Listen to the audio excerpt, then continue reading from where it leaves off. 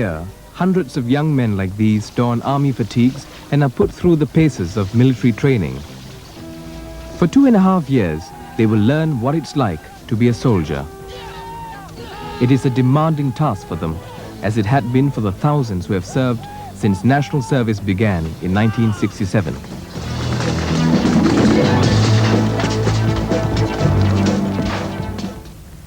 On the 21st of February 1967, 2 years after independence, the Prime Minister told a youthful nation that it had to start thinking of defending itself. If you who are growing up do not understand that you've got to defend this, then I say, in the end we will lose. Other people will come, smack you down, take it over. And therefore we have decided, after very careful consideration, that every boy and girl will learn what it is to be a citizen, what it is necessary to defend this country. The National Service Bill was introduced 1 week later in Parliament on the 27th of February 1967. But some felt that Singapore was too small to defend itself and that spending on defense would only be a waste of time and money. The Minister for the Interior and Defence, Dr. Goh Keng Swee, warned that small states without the capability to maintain internal security and to deter external aggression would find themselves in serious trouble. Before national service started, there were only 2 regular infantry battalions, the 1st and 2nd Singapore Infantry Regiments. This, together with a small volunteer corps, the People's Defence Force, made up of civil servants, mostly in their 30s, were all we had. It was clearly inadequate, even for a small country like Singapore.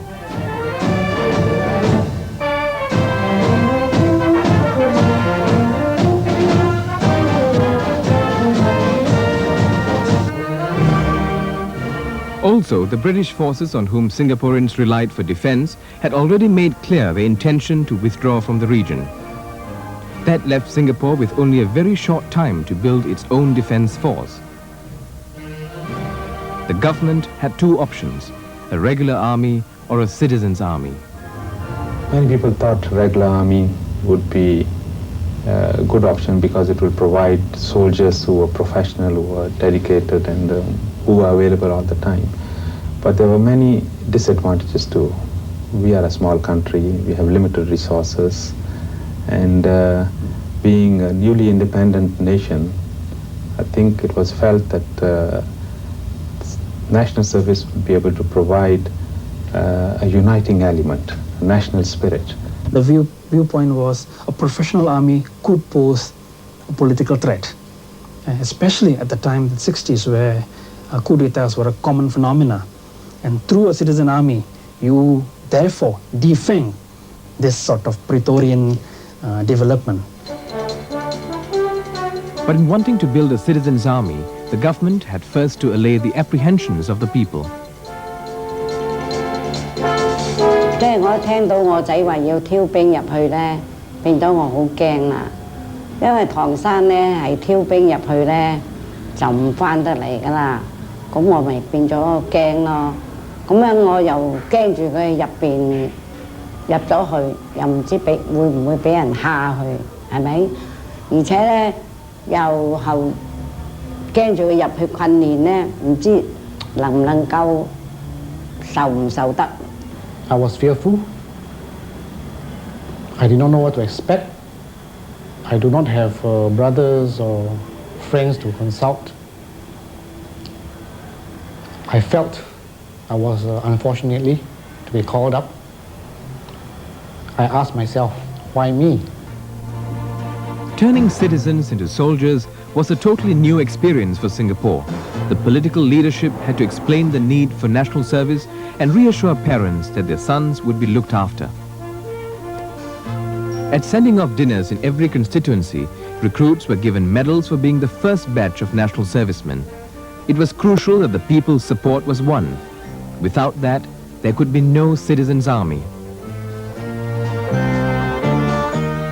So against the backdrop of reassurance and initial apprehension, National Service days began. Not all were sent into the army. Some 4,000 young men of the first batch served instead in the Special Constabulary, the Vigilante Corps, or the People's Defence Force. They were given the responsibility of keeping the streets safe and maintaining law and order.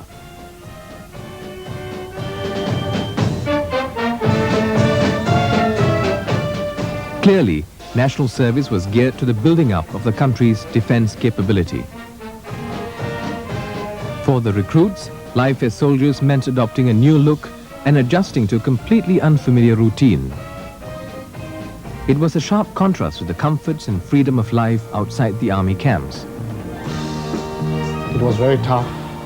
Our instructors expected high standards from us. They were very fit.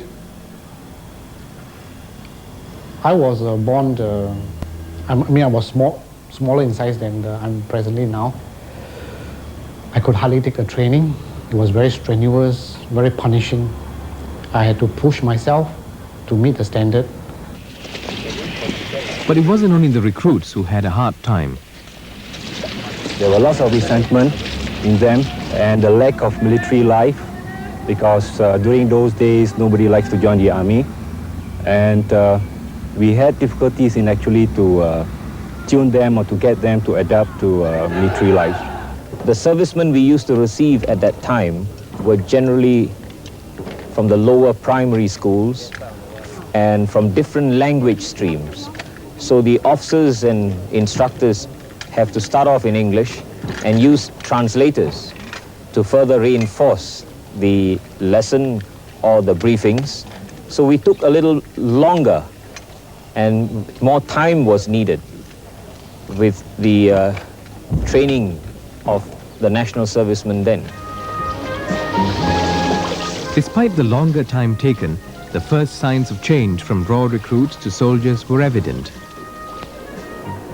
Resistance to national service gradually waned with each succeeding batch. Over the years, people have come to accept it as part of being a citizen.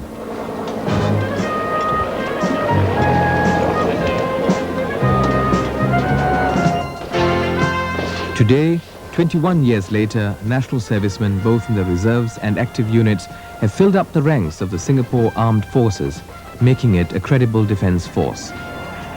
More important, it has had a profound impact on Singapore. There is a greater sense of social awareness, a better understanding of the inter-ethnic characteristics, and through national service, I believe that we have achieved a better sense of nationhood. For the first time in their life, they realize that they have got something to protect. It's not just something amorphous, something out there. It's me and it, the state. And I think this process is significant and it has a lasting, lingering impact.